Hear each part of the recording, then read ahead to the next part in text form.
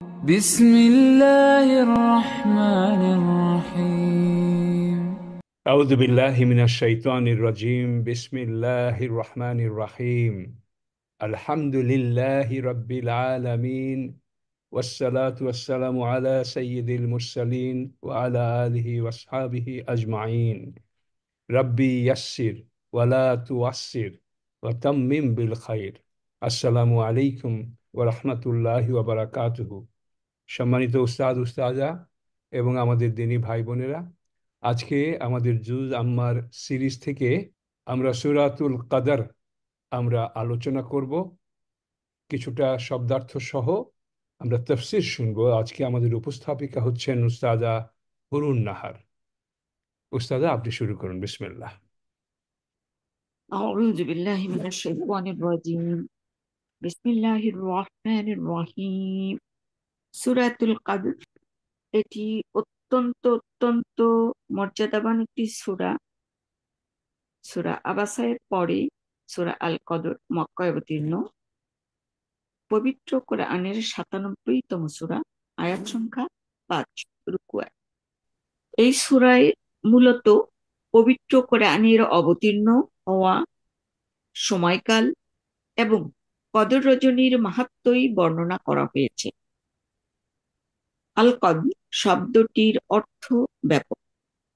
শাব্দিকভাবে আমরা দেখতে পাই যে এর অর্থ মর্যাদা, ক্ষমতা, নিয়তি, ভাগ্য, মূল্য, অদৃষ্ট, পরিমাপ, পরিমাণ, এভাবে অনেকগুলো বিভিন্ন এই অর্থবোধক যে এই শব্দটি, এটা এই সূরাতে যেভাবে এটার ভাব এবং প্রকাশভঙ্গি, এটা অত্যন্ত তাৎপর্যপূর্ণ। আমরা এই সূরায় না যেমন দেখতে পাই, সূরা দোখানের আল্লাহ বলেছেন, ইন্না আনজালনাহু ফি লাইলাতিল মুবারাকাহ ইন্না কুন্না মুনজিরিন ফিহা ইউফরাকু কুল্লু হাকিমিন আমরান মিন ইনদিনা ইন্না কুন্না মুরসিলিন। অর্থাৎ আমরা একে কোরআনকে নাজিল করেছি বরকতময় রাত্রিতে, আর আমরা তো সতর্ককারী। এ রাত্রে প্রত্যেক প্রজ্ঞাপূর্ণ বিষয় নির্ধারিত হয় আমাদের আদেশ ক্রমে, আর আমরাই তার প্রেরণকারী। তো এ রাতের যে আমল সমূহ অত্যন্ত অত্যন্ত সবের দিক থেকে তুলনাহীন। আমরা ক্রমান্বয়ে সেটা এর আয়াতের অর্থগুলো সহ দেখতে পাবো। অর্থাৎ একটা শানে নজুল আমরা যদি একটু তাকাই, আমরা দেখতে পাই যে একটু জানতে পারি যে নবীজি হযরত মুহাম্মদ মুস্তাফা সাল্লাল্লাহু আলাইহি ওয়াসাল্লাম একদা সাহাবাদের সাথে কথা বলছিলেন। বলতে তখন তিনি বনি ইসরাইলের এক বুজুর্গ মুজাহিদ সম্পর্কে কিছু কথা বলছিলেন, যিনি ১০০০ মাস অবিরাম আল্লাহর ইবাদতে ও জিহাদে মশগুল ছিলেন। তো এই কথা শোনার পরে সাহাবীদের মনে একটু আক্ষেপ। তারা প্রকাশ করলেন যে আমাদের আয়ুষ্কাল তো এত কম, আমরা কিভাবে কিভাবে এই অল্প সময়ের জীবনে এমন ভালো ভালো কাজ করে কিভাবে আমাদের আল্লাহর নৈকট্য আমরা পেতে পারি।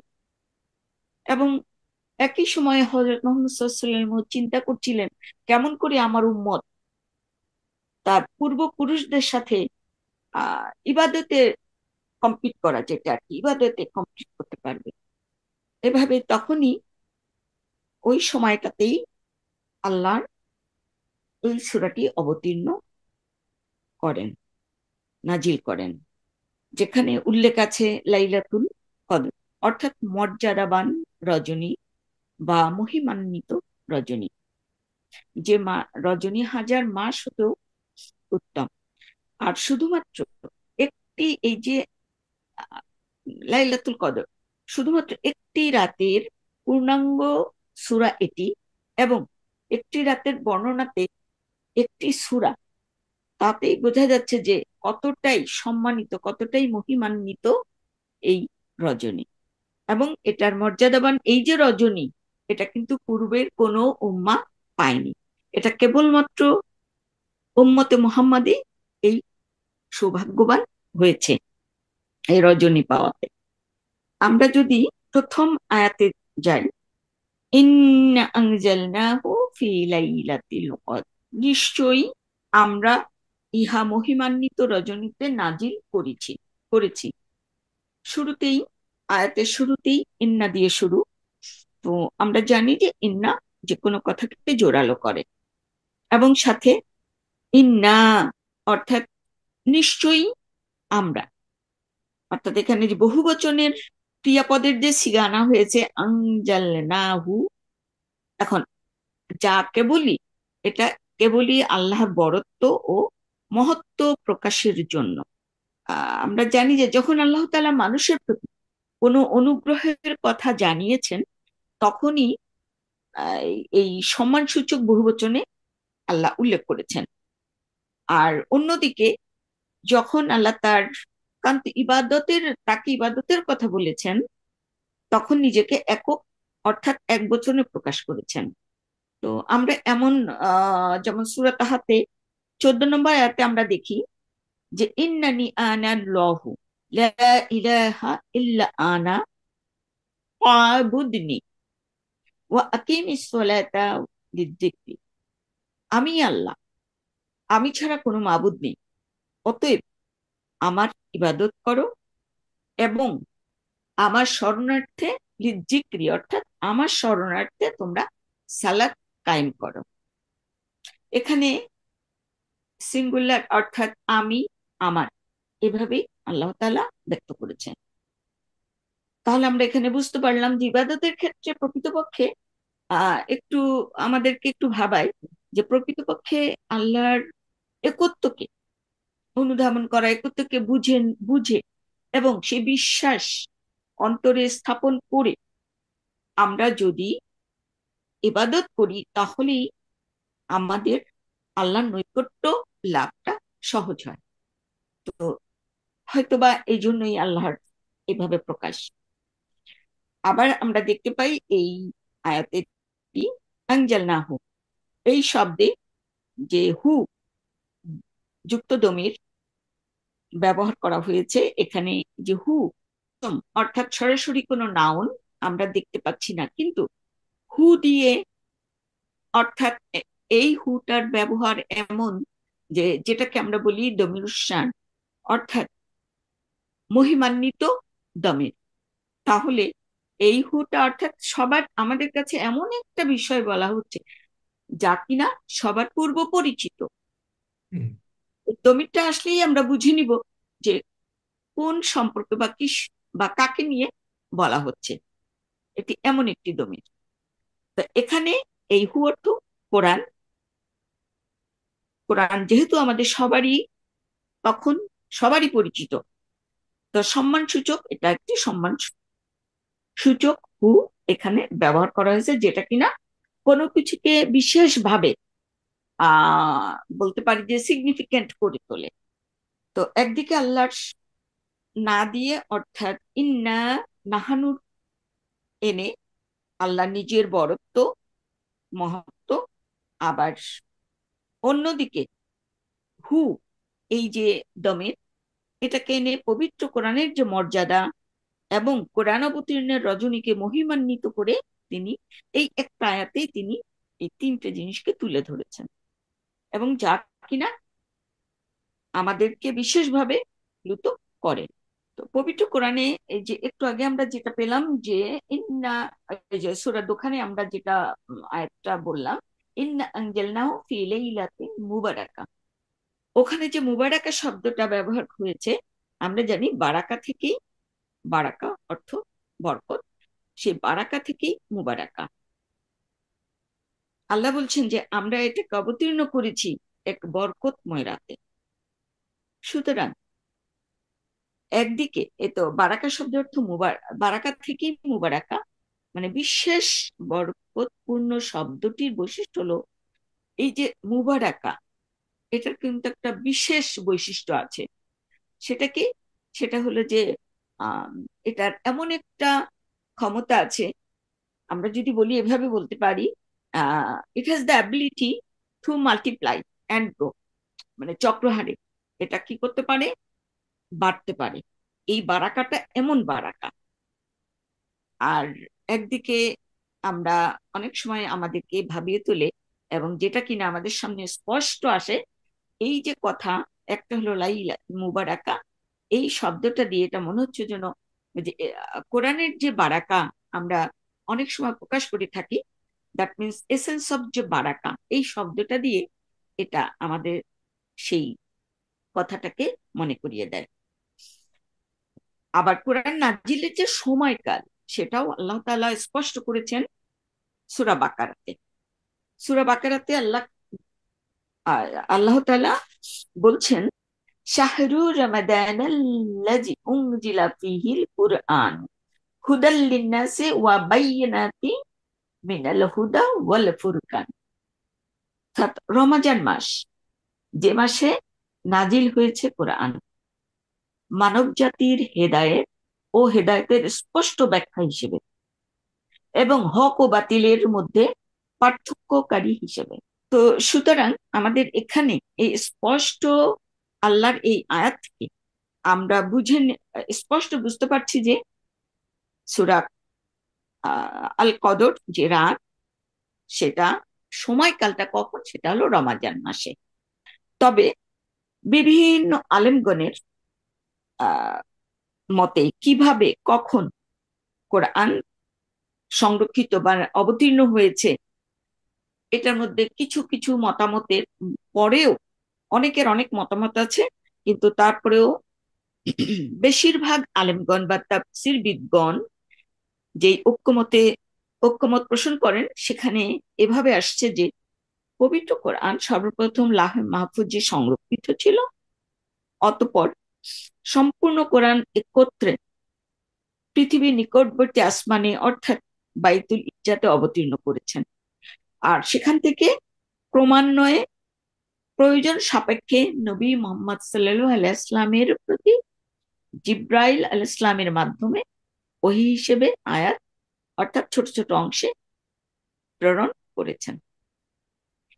এটার একটা এই যে একত্রে কাছাকাছি একটা পৃথিবীতে, অর্থাৎ আমাদের নিকটবর্তী পৃথিবী, এইটা হজরত এটার উপরে হজরত ইবনে আব্বাস রাদিয়াল্লাহু থেকে আমরা একটা হাদিসে পাই যে তিনি বলেছেন যে আনজালা জুমলাতান ওয়াহিদাতান ফি লাইলাতিল কদর ইলা সামাঈদ দুনিয়া মিনাল লওহে মাহফুজ।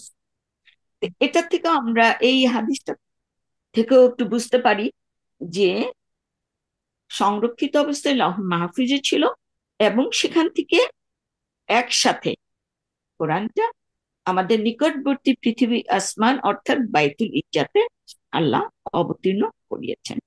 আর এখানে আর এই শব্দটা আনজালা, এই শব্দটা আমাদের বুঝতে আমরা জানি যে নাজালা থেকে আনজালা, আবার আরেকটা একইভাবে রিভিল অর্থাৎ সেন্ড ডাউন, একইভাবে আমরা পাই নাজ্জালাও পাই।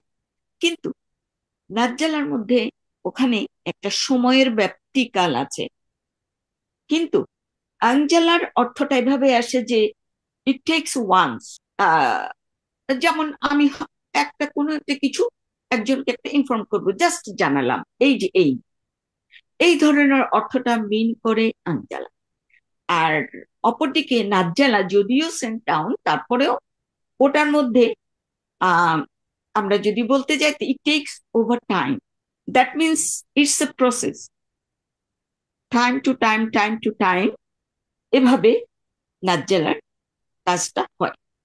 তো সেদিক থেকে আমরা যদি বুঝে নেই, তাহলে আমাদেরকে এই যে ইয়ে প্রথমে লাউহে মাহফুজে সংরক্ষিত ছিল, এবং সেখান থেকে একসাথে আমাদের নিকটবর্তী আসমানে বাইতুল ইজ্জাতে আল্লাহ অবতীর্ণ করেছেন, এবং সেখান থেকে ক্রমান্বয়ে ওহী আকারে নবীজি সাল্লাল্লাহু আলাইহি ওয়াসাল্লামের কাছে জিবরীল আলাইহিস সালাম এনেছেন। সর্বমোট সময় ছিল 23 বছর। আবার অনেকে এটাও মনে করেন যে এই যে ধারাবাহিকতা, কোরআনের আয়াতের যে ধারাবাহিকতা, এটা শুরু হয়েছিল এই রাতে, তো আমরাও জানি যে হযরত মুহাম্মদ ইসলামের কাছে প্রথম ওহী জিবরাইল ইসলাম যখন হেরা গুহায় নিয়ে এসেছিলেন, তখন মাস ছিল রমাজান মাস। তো নির্দিষ্ট তারিখ, একটা তারিখটা খুব একটা নির্দিষ্ট অনেকেই মনে করেন না, তবে এইটুকু নির্দিষ্ট যে রমাজান মাস ছিল এবং রাতে। তবে রমাজান মাসের কোন রাত লাইলাতুল কদর, সেখানেও দ্বিমত, দ্বিমত বলছি না, অনেক মত আছে। তবে আমরা রাসূল সাল্লাল্লাহু আলাইহি ওয়াসাল্লাম যেই বলেছেন, তিনি উল্লেখ করেছেন যে রমাজানের শেষ দশকে তোমরা লাইলাতুল কদর অন্বেষণ করো। এটা বুখারীর হাদিসেই আসছে। আবার তিনি আরো বলেছেন, এটাও বলেছেন যে তোমরা শেষ দশকের বেজোড় রাত্রিগুলোতে কদর খুঁজে নাও। তো এই যে এভাবে এই হাদিস দ্বারাও আমরা বুঝতে পারি যে রমাজানের শেষ দশকে লাইলাতুল কদর। তবে এটা নির্দিষ্ট নয় বলে সবাই অভিমত ব্যক্ত করেছেন। সেখানে বলেছেন যে এটা যে কোনো একটি রাতে হতে পারে। এরপরে আমরা আসছি দ্বিতীয় আয়াত, ওয়ামা আদরাকা মা লাইলাতুল কদর, ওয়ামা আদরাকা, তোমাকে কিসে জানাবে এই মহিমান্বিত রাতটি। তো এখানে শুরুতে একটা প্রশ্ন, ওয়ামা আদরাকা, এখানে এই যে প্রশ্ন করার মধ্যেই মনে হচ্ছে যেন একটা অবাক করা, যে কিসে জানাবে তোমাকে। তো এখানে এই মাটা যে প্রশ্ন করার কাজে, এখানে একটা অবাক করার একটা ভাব যেন লুকায়িত আছে। তো এই ধরনের প্রশ্ন করার ক্ষেত্রে এই মা শব্দটাকে অনেকেই ব্যক্ত করেছেন এটা মায়ের তাজ্জুব, অর্থাৎ একটা সারপ্রাইজিং একটা মিনিং এটাতে কাজ করে এই জন্য। তবে আমরা উল্লেখ করতে পারি যে এখানে আদরাকা, আহ, মানে আমাদের মনে রাখতে হবে যে যেখানে ওয়ামা আদরাকা, আবার কোরআনে অন্য আয়াতে ওয়ামা ইউদিরিক, অর্থাৎ এটারই মুদারি ফর্মেও প্রশ্ন করা আছে। তো আমরা এখানে জেনে রাখবো যে যখনই আল্লাহ সুবহানাহু ওয়া তাআলা ওয়ামা আদরাকা দিয়ে কোনো কোশ্চেন করেছেন, সেখানে তিনি ঠিক তার পর পরই এই প্রশ্নটার উত্তরটাও সংযোজন করেছেন। কিন্তু আর যেখানে ইউদেরিকা এই অর্থাৎ মুদারি ফর্মটা ব্যবহার করেছেন, সেখানে তিনি এটার উত্তর আনেন নাই। অর্থাৎ এটা আল্লাহই ভালো জানেন এটার ইয়েটা কোথায়, উত্তরটা কি বা কেন আনেননি। যেমন এই যে উত্তরটা এনেছেন, যেমন আমরা এর আগে সূরা আল করিয়াতে পড়েছি প্রশ্ন দিয়ে, ওয়ামা আদরাকা মাল করিয়া, এবং তারপরে এটার উত্তর পেয়ে গেছি যে আল্লাহ এভাবে বলছেন। আহ, আবার ওই যে সূরা আহজাবের ওটা হলো 63 নম্বর আয়াত, ওখানে হলো বলছেন আল্লাহ যে ওমা ইউদরিকা লাআল্লা সাআত তাকুনু করিবান, তুমি এটা কি করে জানবে যে সম্ভবত কিয়ামত শীঘ্রই হতে পারে, এটা তোমাকে কিভাবে জানাবে, কিসে জানাবে। কিন্তু এই প্রশ্নটা ওমা ইউদরিকা এভাবে করেছেন, তো কাজেই এটার পরে স্বাভাবিকভাবেই অন্য বাক্য আসছে, এটার কোনো উত্তর আসেনি। তো এটার ব্যাপারেও আর অদরকা শব্দটাকে আমরা যদি একটু জানতে চাই, তাহলে আমরা জানি যে এটার ইয়েটা কিভাবে, যে উপলব্ধি করা, বুঝতে পারা, জানতে পারা। অর্থাৎ এমন কোনো উম, মানে রাতটা যেমন লাইলাতুল কদর, এটার সাইনটা কি হবে, এটা কিভাবে আমি বুঝবো, বা কি এমন আহ চিহ্ন আমি ইয়ে করতে পারবো, আগাম অর্থাৎ ভবিষ্যতের হিসাবে আমরা কিছু, অনেক কিছুরই চিহ্ন হিসেবে দেখতে পাই কিছু, তো কিছু কি পাবো, এমনই একটু অজানা, সবই অজানা। এরপরে আমরা যাচ্ছি 3 নম্বর আয়াত, লাইলাতুল কদরি খায়রুম মিন আলফি শাহর, কদরের রাত 1000 মাস অপেক্ষা উত্তম। শুরুতেই লাইলাতুল কদর। তো এখানে একটু আমরা খেয়াল করলাম, প্রথম আয়াতে ছিল লাইলাতুল কদর, অর্থাৎ কদর ইন্না আনজালনাহু ফি লাইলাতিন, আমরা এটা অবতীর্ণ করেছি লাইলাতুল কদর। পরবর্তী বাক্যে ছিল ওয়ামা আদরাকা, তুমি কি জানো এই মহিমান্বিত রাতটা কি, কিসে জানাবে তোমাকে। আচ্ছা, এর পরের বাক্যে আসছে উত্তর। এই যে আমরা একটু আগেই বলছিলাম, যখন আদরাকা এই শব্দ অর্থাৎ পাস্ট ফর্ম, মাদি ফর্মে শব্দটা আসছে, তখন আমরা এটার উত্তরটা আল্লাহ আমাদেরকে জানিয়ে দেন। শুরুতেই আমরা পেয়ে গেলাম লাইলাতুল কদরি খায়রুম মিন আলফি শাহর, এবং পরপর লাইলাতুল কদর এই শব্দটা 3টা আয়াতেই আসছে, যেটা কিনা অর্থাৎ বারবার যখন কোনো শব্দকে আনা হয়, দ্যাট মিনস এখানে আল্লাহর কি করেন, একটা জোরালো একটা কিছু ব্যক্ত করার প্রয়াস, আমাদেরকে বোঝানোর প্রয়াস। এটার উপরে বিশেষ একটা মাহাত্ম্য আছে, এটাই আল্লাহ আমাদেরকে বুঝান। তো এখানে আমরা শুরুতেই অর্থাৎ ওই যে আল্লাহ আমাদের কমন যে প্রশ্নটা, ওমা আদরাকা মা লাইলাতুল কদর, তো ওখানে যেই কোশ্চেনটা আসছে তার প্রথম উত্তরটাতে আমরা পাচ্ছি খায়রুম মিন আলফ শাহর। এটা কি? হাজার রজনী অপেক্ষা উত্তম। আমরা বলছি কদরের রাত হাজার মাস অপেক্ষা উত্তম। এখানে এই আয়াতে আল শাহর খয়রুম মিনাল আলফি শাহর দ্বারা কদরের রাতের যে মূল্যায়ন, অর্থাৎ এখানে আমরা মিন দিয়ে আমরা বুঝতে পারছি যে এখানে কম্পারেটিভ ডিগ্রির ব্যবহার হয়েছে। কিন্তু কম্পারেটিভ যখন ইউজ হয় তখন এটা ওই যে এখানে হাজার মাস, কিন্তু ওই হাজার মাস থেকে কতটা উত্তম এটার কোনো উল্লেখ নেই, অগণিত হতে পারে। তবে আমরা একটু যদি দেখি, আরবরা আলফ বা হাজার যে শব্দ, এটা তাদের মধ্যে তারা ব্যবহার করে কোনো কিছুর চূড়ান্ত সীমা বুঝাতে। তারা বুঝায় হাজার হাজার, অর্থাৎ সীমাবদ্ধতা রাখে না। তারা মনে করে হাজার হাজার রাতের ইবাদতের তুলনায় উত্তম। যদিও অনেকে আবার এই হাজার মাসকে সংখ্যার গণনায় ওই 23 বছর 4 মাস এভাবে ধরে নিয়ে আহ ব্যাখ্যা করেছেন, কিন্তু সেটা আরবদের যেই আল শব্দের অর্থের যেই ব্যাখ্যা, তার সাথে আবার একটু মানে বিরোধী হয়, খানিকটা বিপরীত হয়। তবে আমরা ওটাই ধরে নিচ্ছি যে ওখানে কোনো সীমাবদ্ধতা নেই। আচ্ছা, এখানে আমরা একটা হাদিস, যে রমজান মাস আসলেই হযরত মুহাম্মদ ইসলাম সবাইকে উদ্দেশ্য করে বলতেন যে তোমাদের নিকট রমাজান এসেছে, রমাজান মাস এসেছে, যা অতি বরকতময় মাস। এ মাসে তোমাদের জন্য সিয়াম আল্লাহ তাআলা ফরজ করেছেন। এ মাসে জান্নাতের দরজা সমূহ খোলা থাকে, জাহান্নামের দরজা বন্ধ থাকে, শয়তানেরা শৃঙ্খলিত থাকে। এ মাসে একটা রাত আছে যা হাজার মাসের চাইতে উত্তম। যে ব্যক্তি এ রাতের কল্যাণ থেকে বঞ্চিত হলো, সে আল্লাহর অশেষ রহমত থেকে বঞ্চিত রইল। তো এখানেই আমরা পেয়ে যাচ্ছি ওই যে হাজার মাস। তাহলে এই আহ, নবীজি সাল্লাল্লাহু আলাইহি সাল্লামের বুঝানোর যে কথাটা রমজান উপলক্ষে এবং আল কদর অর্থাৎ কদরের যে রজনী সম্পর্কে এখানে বলে দিয়েছেন যে হাজার মাসে একটা রাত আছে যেটা কিনা হাজার মাসের চাইতেও উত্তম। তো কাজেই এখানেও কোনো সীমাবদ্ধতা নেই। তো আমরা ওভাবেই ধরে নিচ্ছি যে কোনো সীমাবদ্ধতা নেই।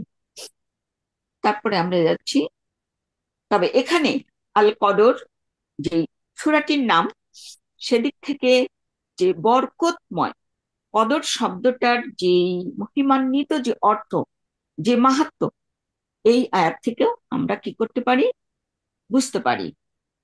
অর্থাৎ এটার যে মূল্য, ওই যে কদরের একটা অর্থ ছিল মূল্য, তো এই যে ভ্যালু, এই ভ্যালুটা কিভাবে আসছে, যে হাজার মাসের থেকে একটা রাত উত্তম। তো কাজেই ওই অর্থগত দিক থেকে আমরা এই আয়াতে এটার উপস্থাপনা দেখতে পাচ্ছি। তানাজ্জালুল মালাইকাতু ওয়ার রূহু ফিহা ইজনি রাব্বিহিম মিন মিন কুল্লি আমর। শুরুতেই তানাজ্জালুল মালাইকা, এই যে তানাজ্জালু দিয়ে শুরু হয়েছে এই আয়াতটা, এই শব্দটার যে ব্যাপকতা, তো এখানে আমরা অর্থগত অর্থটা আমরা কি পাচ্ছি, যে ওই রাতে ফেরেশতাগণ এবং রূহ অর্থাৎ জিবরিল আলাইহিস সালাম তাদের প্রভুর অনুমতি ক্রমে, যে বিইজনি রব্বিহিম, তাদের প্রভুর অনুমতি ক্রমে বিভিন্ন মিন কুল্লি বিভিন্ন নির্দেশনা সহকারে অবতরণ করেন। তো ভাব গাম্ভীর্যের দিক থেকে এই আয়াতটা মানে অতুলনীয়। এবং এই রাতে রহমত আর মানে দয়ার যে ভান্ডার আল্লাহর তরফ থেকে জিবরাইল আলাইহিস সালামের সাথে অগণিত ফেরেশতা পৃথিবীতে তাকি করেন, নিয়ে নেমে আসেন, এবং সেখানে আল্লাহর বিশেষ অনুমতি থাকে। তো উল্লেখ্য যে এখানে আমরা উল্লেখ করছি যে ফেরেশতাগণ প্রথমে বলা হলো যে তানাজ্জালুল মালাইকা, তারপরে বলা হলো যে ওয়ার রূহ। এখানে মালাইকা এবং রূহ পাশাপাশি এসছে। তো আল্লাহর বিশেষ অনুগ্রহ ফেরেশতারা বিশেষ নির্দেশনা যে নেমে আসছেন, আর এই মালাইকা তো এদের সংখ্যা এত বেশি থাকে, কোথাও শয়তানের প্রবেশযোগ্য কোনো জায়গা অবশিষ্ট থাকে না। এবং আমার এখনো মনে পড়ে, খুব ছোটবেলা থেকেই এই রাতটা যখন আসতো, আমার বাবাই বলি মাই বলি বলতেন যে এই রাতে শয়তান নাই, তোমরা যত পারো ইবাদত করো, সব সরাসরি আল্লাহ কি করে নেবেন, অ্যাকসেপ্ট করবেন। তো এই আর আমাদের যে বুঝতে হবে যে এখানে ফেরেশতারা কিন্তু এটা প্রতি রাতেই, এমন না যে সব সময় বা প্রতিদিন বা রাত, যে কোনো টাইম, যে কোনো মাস সব সময় নেমে আসছেন তা না। তাহলে এই রাতটা এই জন্য আরো বিশেষ ভাবে আহ উজ্জ্বল, কারণ সমস্ত ফেরেশতা এই একটা সারা বছরের এই একটা রাতেই তারা পৃথিবীতে নেমে আসেন, এবং তাদের সাথে আল্লাহর রহমত নিয়েই নেমে আসেন। তো এখানে প্রথম যে শব্দটা তানাজ্জালু, এটা উম, উম, আসলে ছিল কি তাতানাজ্জালু। আমরা জানি যে এখানে অনেক সময় শব্দের উচ্চারণের সুবিধার্থে আনা হয়, কিন্তু অনেক তাফসীরবিদরা এই শব্দকে বলেছেন, একটু আলাদাভাবে দেখিয়েছেন, এই জন্য যে কারণ আমরা দেখতে পেয়েছি যে তাতানাজ্জালু এই শব্দের ব্যবহারও কোরআনে এসেছে, তাতানাজ্জালু। তাহলে পার্থক্যটা কোথায়? তো সূরা যে হামিম সিজদা, ওটার 30 নম্বর আয়াতে আছে, ইন্নাল্লাযীনা ক্বালু রাব্বুনাল্লাহু থুম্মা ইসতাকামু তাতানাজ্জালু আলাইহিমুল মালাইকাতু আল্লা তাখাফু ওয়ালা তাহজানু। এখানে কি আসলো, যে তারা যারা বলে আর কি, সেই আল্লাযীনা তারা বলে, কি বলে যারা, তার রব্বুনাল্লাহু আল্লাহ আমাদের রব, অতঃপর তারা অবিচল থাকে। অর্থাৎ আমি মুখে বললাম এবং অন্তরে দৃঢ় হলাম, আমি তখনই অবিচল থাকতে পারি। তো কাজেই তারা শুধু বলছে না, অন্তর দিয়ে স্বীকার করে তারা অবিচল থাকছে আল্লাহর এই একত্ববাদের উপর। তারপরে তাতানাজ্জালু আলাইহিমুল মালাইকাতু, এবং তাদের প্রতি ফেরেশতারা নেমে আসে। তো এখানে আমার এখানে আল্লাহ তাআলা বলছেন যে এখানে হলো একজন মানুষের, একজন মুমিন বান্দার মৃত্যু যখন আসে, তার মৃত্যুকালীন সময়ের কথা উল্লেখ করা হয়েছে। এই বাক্যের তাফসীর যেটা আসছে সেটা হলো যে মৃত্যুর সময়ে একজন যে ইমানদার ব্যক্তি, তার কাছে একজন ফেরেশতারা নেমে আসে, তাকে কি করে, আল্লাহ তাখাফু, কি করে পেও না, ভয় পেও না, ওয়ালা তাহজানু, চিন্তা করো না, এবং তারপরেই তাকে বেহেশতের আহ দেয়, সংবাদ দেয়। তো আমরা জানি যে মৃত্যুটা এমন, মানুষের যে মৃত্যু, এটা এমন কোনো মুহূর্ত নাই যে এই পৃথিবী প্রান্তে, এপারে ওপারে ওদিকে সেদিকে, পূর্বে পশ্চিমে উত্তরে দক্ষিণে, সমস্ত পৃথিবীময় প্রতিটা মুহূর্তে কোনো না কোথাও মৃত্যু হচ্ছে। কাজে মৃত্যু অগণিত, মানুষ মারা যাচ্ছে। তো কাজেই ফেরেশতারা আসছে, অর্থাৎ এটার কোনো নাই, সীমাবদ্ধতা নেই। অথচ আমাদের যে লাইলাতুল কদর, সেই রাতে যেই ফেরেশতারা আসছেন তাদের কিন্তু অন্য কোনো দিন নয়, বছরের একমাত্র একটা দিন। তাদের আসাটা একটা দিনের মধ্যেই সীমাবদ্ধ। আর এখানে কোনো সীমাবদ্ধতা নেই, অবিরাম তারা আসছেন ফেরেশতারা। হুম। তো অর্থাৎ আল্লাহ তাআলা তাদেরকে পাঠাচ্ছেন। তো আল্লাহ তাআলা এইভাবেই এই তাতানাজ্জালু এবং তানাজ্জাল, এই দুটো শব্দের পার্থক্যটা এভাবেই আসছে। কোরআনের আয়াতগুলো যদি আমরা বুঝি তাহলে অর্থগতভাবে এভাবে পার্থক্য করেছেন। কারণ আমরা জানি যে তানাজ্জালুল মালাইকাতু ওয়ার রূহু ফিহা বিইজনি রাব্বিহিম মিন কুল্লি সালাম। আচ্ছা, ওটা আমরা পরে যাই। তো এই যে এখানে স্বাভাবিকভাবে ফেরেশতারা আল্লাহর নির্দেশনা নিয়ে অবতরণ করেন এবং তাদের আল্লাহর, অর্থাৎ মিন কুল্লি আমরিন, আল্লাহর আদেশ, আল্লাহর তরফ থেকে কিছু এই যে মানুষকে বন্টনের জন্য আল্লাহ তাদেরকে প্রেরণ করেন। এবং এটাও অনেকে ব্যক্ত করেছেন যে সমস্ত ফেরেশতার যে স্বাভাবিক কাজ থাকে, অর্থাৎ প্রত্যেকটা ফেরেশতার রুটিন মাফিক যে কাজ থাকে, তাদের সেই কাজ থেকে আল্লাহ অব্যাহতি দেন এই একটা রাতে। এবং তারা একটা কমন একসাথে তারা বিশেষ রাতের বিশেষ কাজগুলোই তারা সম্পন্ন করে। এটা কাইন্ড অফ ডিক্রি। অর্থাৎ আছে না যে যেমন অর্থ বছরে সারা বছরের অর্থ কোথায় কি বন্টন হবে, তো একদিনে সেটা পেশ করা হয়। এটাও এমন একটা রজনী, আমাদের ভাগ্য, আমাদের পরবর্তী একটা বছরের জন্য, অর্থাৎ পরবর্তী একটা বছরে আমাদের কার কেমন চলবে, কে কি ভালো কিছু পাবো। এবং আল্লাহ তাআলা এই যে পাঠান, এটার মধ্যে কিন্তু শুধুমাত্র ভালো কিছু, আল্লাহ কতটুকু আল্লাহর কেয়ার, আল্লাহর লাভিং কমান্ড থাকে এখানে। এখানে খারাপ কিছু থাকবে না, কোনো ক্যালামিটি থাকবে না, কোনো দুঃখের কিছু থাকবে না। এখন কেউ যদি মনে করে যে আমি এই বছর মারা যাব, এটাই তো আসতে পারে, হ্যাঁ আসতে পারে, বাট মৃত্যুটা তো আমাদের প্রকৃতিগত ভাবেই, প্রাকৃতিক ভাবেই এটা একটা নির্ধারিত জীবন চক্রে। তো কাজেই ওটা অন্য। কিন্তু মৃত্যুটা যদি, আমার মৃত্যুটা হতে হবে, আমরা চাইবো যে ইমানের সাথে আল্লাহর নৈকট্য পাওয়ার জন্য যে মৃত্যু, সেটা আমাদের সকলেরই কামনা। তো কাজেই আমাদের চাওয়া থাকবে ওটা, কিন্তু মৃত্যু হবে না এটা তো, তাহলে তো আমরা আল্লাহর কথাটাকেই অস্বীকার করছি। তো সুতরাং আমাদের এই এমন একটা রাত যেটা আমাদের এই জন্যই বলা হয়, আমরা জানি যে কদ্দারা থেকে, কদ্দারা যে শব্দটা আহ কদর থেকে কদ্দারা, এবং সেখান থেকে তাকদীর, ভাগ্যের বন্টন। সে ভাগ্যের কোনটা, আমি কতটুকু উপার্জন করতে পারবো, আমি কি কি সৎ কাজ করতে পারবো, আমার বাচ্চাদের আমি কতটুকু মানুষ করতে পারছি, বা এই এই বছর আমি কতটুকু তাদের উন্নতিতে আমি সহায়তা করতে পারবো এবং তারা করতে পারবে, যাবতীয় কল্যাণকর কিছু সবকিছুই ফেরেশতাদের মাধ্যমে আল্লাহ কি করেন এই দুনিয়াতে মানুষদের কাছে পাঠান। এবং এই পুরো মানব জাতি তাদের ভাগ্যের ইয়েটা মানে বুঝতে পারুক না পারুক, আল্লাহ তাদের মধ্যে জানান। আর সেদিনে যে রূহ, রূহ অর্থাৎ আমরা জানি যে রূহ অর্থ অন্য কেউ না, এটা হলো হযরত জিবরাইল আলাইহিস সালাম।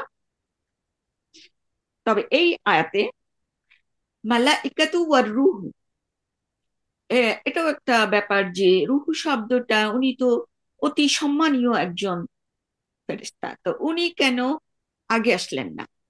তো কোরআনে এমন ভাবে এসেছে যে রুহু আগে এসেছে এবং মালাইকাতু, অর্থাৎ রুহু ওয়াল মালাইকাতু এভাবে এসেছে। তো ওখানে পার্থক্যটা আসছে যে যখন কোনো চলমান আহ মানে মুভমেন্টের ব্যাপার থাকে, তখন মালাইকাতু আগে আসে এবং রূহ শব্দটা অর্থাৎ পরে আসে। কিন্তু যেমন আমরা ওই যে সূরা নাবার একটা আয়াতে দেখতে পাই, সেই সূরাতে সেই আয়াতে আছে ইয়াউমা ইয়াকুমুর রূহু ওয়াল মালাইকাতু সফফান, অর্থাৎ সেদিন রূহ ও ফেরেশতাগণ সারিবদ্ধভাবে দাঁড়াবে। অর্থাৎ এখানে সারিবদ্ধ স্থিরভাবে থাকার কথা প্রকাশ পাচ্ছে। এটা হলো কিয়ামতের দিনের কথা।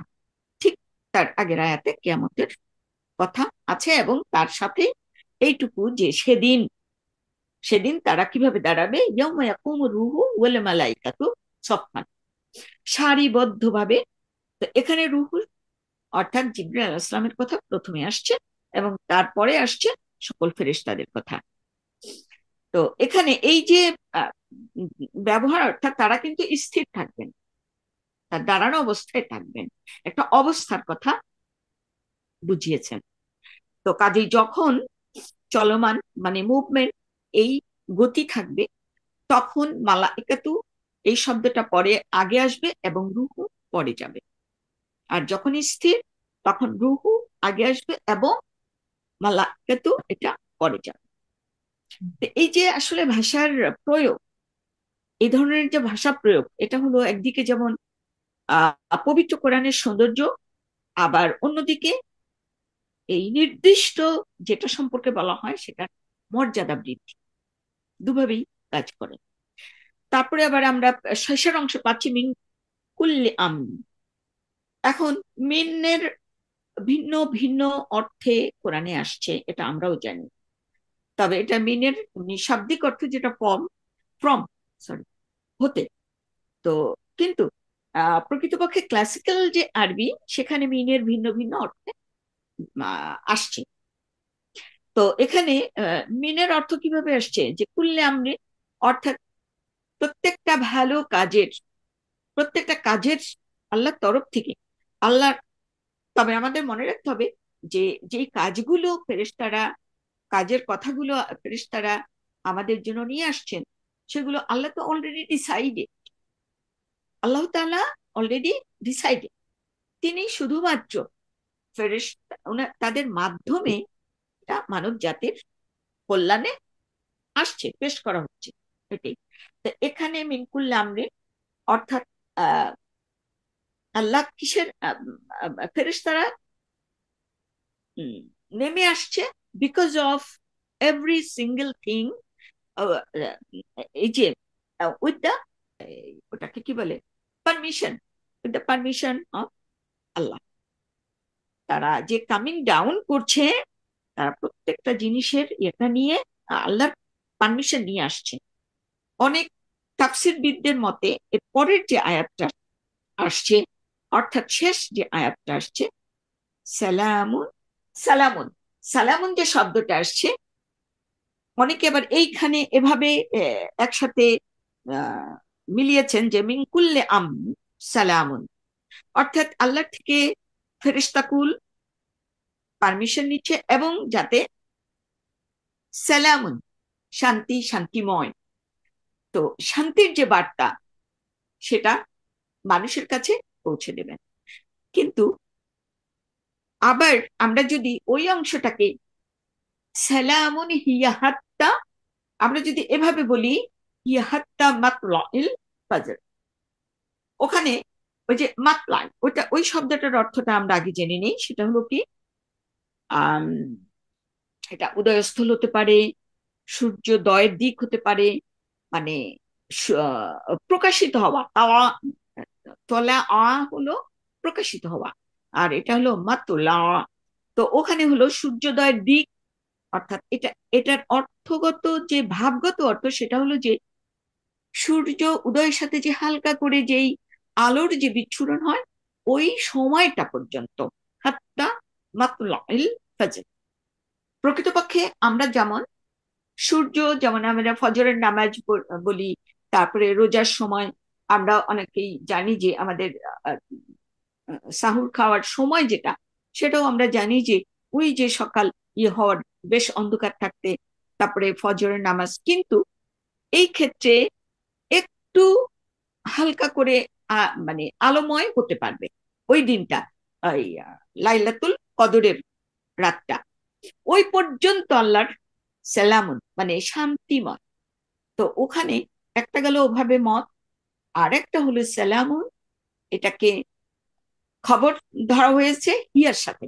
হিয়া হলো মুবতাদা, মুবতাদা মুআক্খার, আর এটা হলো হুম। খবরে মুকদ্দম। দ্যাট মিনস, আর আমরা জানি যে যখন খবরে মুকদ্দম হয়, তখন সেটার অর্থটা বিশেষ ভাবে বোঝানো হয়, অর্থাৎ কিছু বিশেষায়িত করা হয়। আর আমরা জানি যে সালামুন, এটার অর্থটা এত সুন্দর, তাহলে ওখানে যদি আমরা এভাবে আনি, তাহলে সালামুন হিয়া হাত্তা মাতলাইল ফাজর, অর্থাৎ সেই সূর্যোদয়ের সময়, অর্থাৎ কিছুটা আকাশ পরিষ্কার হয়ে সূর্য উদ্ভাসিত না হওয়া পর্যন্ত এই শান্তিটা ওই রাতে বজায় থাকে, অর্থাৎ শান্তিময় একটা রাত। তাহলে এখানে আমরা এইভাবে, মানে দুভাবেই ব্যাখ্যা আসছে, আল্লাহ ভালো জানেন। আহ তো এই, তো আমরা সবচেয়ে শেষে আমরা একটু, আমরা জানি যে এই রাতটা লাইলাতুল কদরের যেই মর্তবা, যেমন হযরত আয়েশা রাদিয়াল্লাহু তাআলা আনহাকে হযরত মুহাম্মদ সাল্লাল্লাহু আলাইহি ওয়াসাল্লাম একটা শিখিয়েছেন যে এই রাতে বিশেষ ভাবে এই দোয়াটি পড়বা।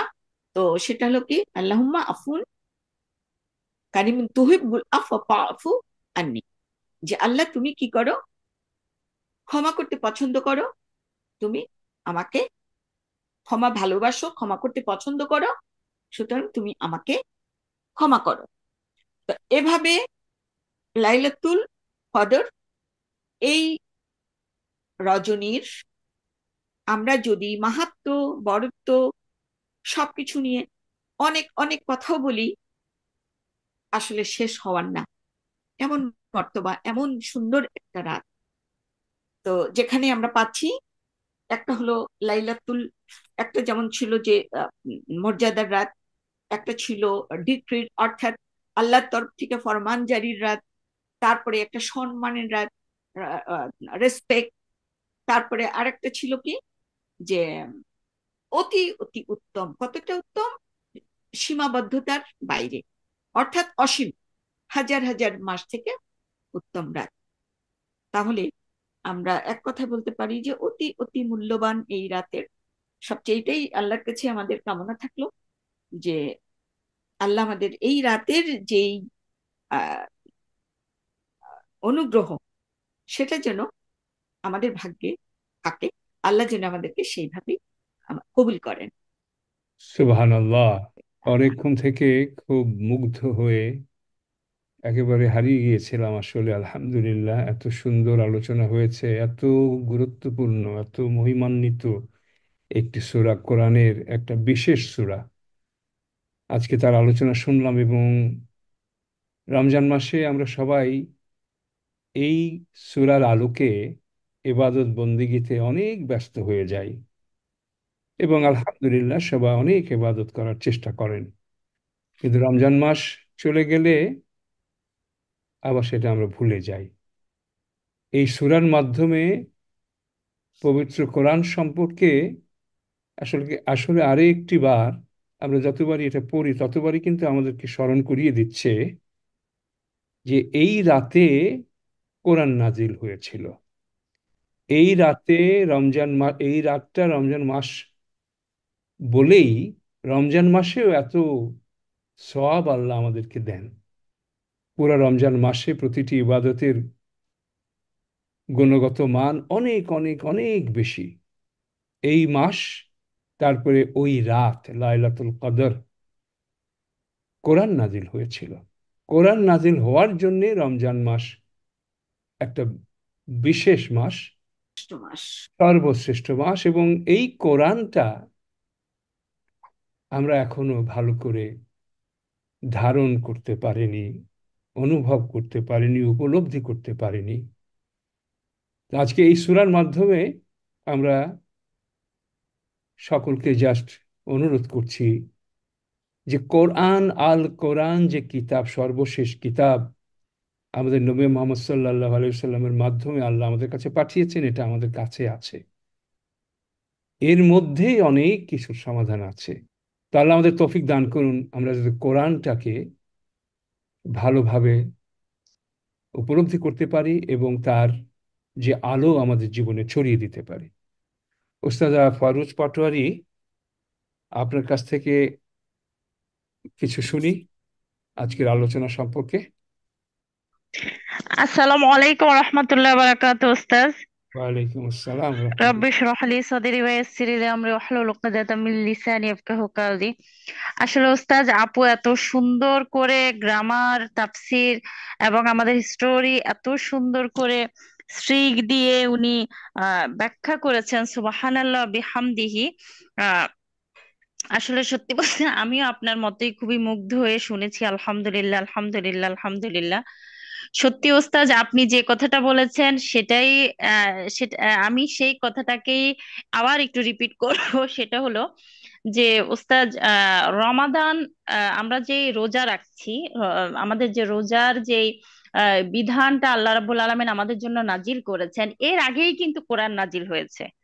হ্যাঁ, কারণ কোরআন নাজিল হয়েছে মক্কাতে, আমাদের রমাদানের বিধানটা নাজিল হয়েছে রাসূল সাল্লাল্লাহু আলাইহি ওয়াসাল্লাম যখন মাদিনাতে গিয়েছেন। কেবলা পরিবর্তন হয়েছে, অতঃপর আমাদের জন্য রমাদানের আদেশ আসলো, আল্লাহর তরফ থেকে ওয়াহি হলো। তো এই যে আপনি যে যে কথাটি বলেছেন সেই বিষয়টি বলতে চাই ওস্তাদ, যে সূরাতুল আনামে আল্লাহ রাব্বুল আলামিন আমাদের জন্য বলেছেন যে ওয়াহাদা কিতাবুন আনজালনাহু, এবং এই কিতাবকে আমরা নাজিল করেছি মুবারাকান, বরকতময় করে। ফাত্তাবিউ, তোমরা অনুসরণ করো, মানে এই কিতাবকে অনুসরণ করো। ওয়াত্তাকু, এবং তোমরা আল্লাহর প্রতি কিতাবকে অনুসরণ করে কিতাবকে তোমরা জিপিএস সিস্টেম হিসাবে, গ্লোবাল পজিশনিং সিস্টেম হিসাবে অনুসরণ করো, এবং আল্লাহর প্রতি তোমরা আহ মানে হাম্বল যে ফেয়ারনেস ওইটা তোমরা ক্রিয়েট করো। লাগাল্লা লাগাল্লাকুম, আশা করা যায় যে, বা লাগাল্লাকুম তুরহামুন। লাগাল্লাকুম, আমরা জানি ওস্তাদ, লাগাল্লা হলো ইন্নার একজন বোন, এবং নর্মালি এই ইয়েটা, আহ, উম, এই হার্ফটা আহ, আহ, আল্লাহ রাব্বুল আলামিন আয়াতের শেষেই নিয়ে আসেন তার বান্দাদের জন্য। আশা, মানে আশা নিয়ে, মানে আল্লাহ রাব্বুল আলামিন আশা করেন যে লাআল্লাকুম, আমি আশা করছি তোমরা রহমত প্রাপ্ত হবে, তুর হামুনা, তোমরা রহমত প্রাপ্তদের অন্তর্ভুক্ত হতে পারবে। আমরা জানি উস্তাদ, যেটা একটা খবর আল্লাহ রাব্বুল আলামিন এই সমস্ত আয়াতকে আমরা জুমলাতুল খবরিয়া হিসেবেই জানি। তো উস্তাদ, আমি আপনার কথাটাকেই বলছি যে আহ এই রমাদান মাস বা আমাদের রাসূল সাল্লাল্লাহু আলাইহি সাল্লাম হিস্ট্রি গুলাতে পড়লে আমরা দেখি যে উনি বছরে প্রায় 3বারের মতো উনি হেরা গুহাতে যেতেন, বা মতান্তর আরো বেশি বা আরো কম। তো সেই ক্ষেত্রে আমরা যে রমাদান মাসটাকে চিনি, সেই মাসও তিনি গিয়েছিলেন ওনার গতানৈতিক ধারার যে ওনার ইয়েটা, কার্যক্রম অনুযায়ী কিন্তু উনি হেরা গুহাতে গিয়েছিলেন। এবং সূরাত আল্লাহ রাব্বুল আলামিন লাইলাতুল কদরকেই বলছে, রমাদান মাসকে কিন্তু বলেন। হুম। উনি আল্লাহ রাব্বুল আলামিন কদরের রাত্রিটাকে এখানে বারবার আমাদেরকে দেখিয়ে দিচ্ছেন। তার মানে কি উস্তাদ, যে কদরের রাত্রিতে কোরআনটা নাজিল হওয়ার কারণেই রমাদান মাসটা গ্লোরিফাই হয়ে গেছে, ব্লেসড হয়ে গেছে। তো একটা যে সমগ্র কোরআনটাই আল্লাহ রাব্বুল আলামিন সূরাতুল আনামে স্পষ্ট করে দিয়েছেন যে কোরআনটাকে আল্লাহ বরকতময় হিসেবে পাঠিয়েছেন, উম্মাতে মুহাম্মদী হিসেবে। এবং আমরা কার উম্মাহ? আমরা হযরত মুহাম্মদ সাল্লাল্লাহু আলাইহি সাল্লাম, হযরত মুহাম্মদ সাল্লাল্লাহু আলাইহি সাল্লামের উম্মাহ। তিনি কে? তিনি হলো আহ আম্বিয়া আম্বিয়াদের ইমাম, মানে এই দুনিয়াতে যত নবী এসেছেন উনি হলো সর্বশ্রেষ্ঠ নবী। এবং নবীর কাছে কাকে দিয়ে পাঠিয়েছেন? ফেরেশতাদের মধ্যে যিনি সর্বশ্রেষ্ঠ ফেরেশতা এবং সবচেয়ে সম্মানিত, সেই ফেরেশতাকে দিয়ে পাঠিয়েছেন। তার মানে উস্তাজ দেখেন এই কিতাবটা কতটা সম্মানিত। আল্লাহ রাব্বুল আলামিন আমাদের আমাদের হাতে এখন যে বর্তমানে কিতাবটা রয়েছে, আমরা যদি সিলসিলাটা ধরি, যে আল্লাহ রাব্বুল আলামিন একজন সম্মানিত ফেরেশতাকে দিয়ে এটা ওহী করেছেন, এবং এমন একজন নবীর উপরে পাঠিয়েছেন যিনি সমস্ত নবীকুলের ইমাম, সর্বশ্রেষ্ঠ নবী। এবং যেই রাতটিতে পাঠিয়েছেন সেই রাতটিটাও অনেক সম্মানিত, এবং সেই রাতের কারণে ওই মাসটাকে আল্লাহ রাব্বুল আলামিন সম্মানিত করে ফেলছেন। এবং কার জন্য পাঠিয়েছেন? উম্মতে মুহাম্মদের জন্য, যাতে উম্মতে মুহাম্মদের জন্য আর কোনো নবী পাঠানো হবে না। কারণ আমাদের নবীজি সাল্লাল্লাহু আলাইহি সাল্লামই হলেন সর্বশ্রেষ্ঠ নবী। উম্মতে মুহাম্মদী যাতে এই কিতাবটা আঁকড়ে ধরে বাঁচতে পারে ইনশাআল্লাহ। তো সত্যি বলতে ওস্তাজ, আমরা কিন্তু আহ আল্লাহ রাব্বুল আলামিন উম্মতে মুহাম্মদী করে এই কিতাব দিয়ে আমাদেরকে অনেক সম্মানিত করেছেন। হুম, এইটা এখন মানে এই আজকের এই প্রোগ্রামে আমি এটাই রিয়েলাইজ করতে পারলাম। তো ওস্তাজ, আল্লাহর কাছে দোয়া যাতে এই রিয়েলাইজেশনটা আমাদের মৃত্যু পর্যন্ত থাকে এবং আমরা ওই সম্মানিত অবস্থায় যাতে দুনিয়া থেকে আল্লাহর কাছে যেতে পারি। আমিন ইয়া রাব্বাল আলামিন। আলহামদুলিল্লাহ, আজকে আমরা এখানে আলোচনা শেষ করছি।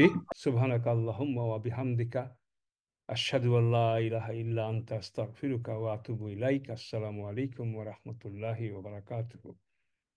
ওয়ালাইকুম আসসালাম রাহমাতুল্লাহি ওয়া বারাকাতুহু। One request before you go. Al Quran Institute is a Quranic Dawah and educational institute. We would like to reach others like you. So if you benefited from this video, please share with others, and most importantly, please subscribe our channel and like the videos. Don't forget to watch other video series on Quranic Arabic course. Barakallahu fikum. ربنا تقبل منا إنك أنت السميع العليم. آمين يا رب العالمين. سبحانك اللهم وبحمدك أشهد أن لا إله إلا أنت أستغفرك وأتوب إليك.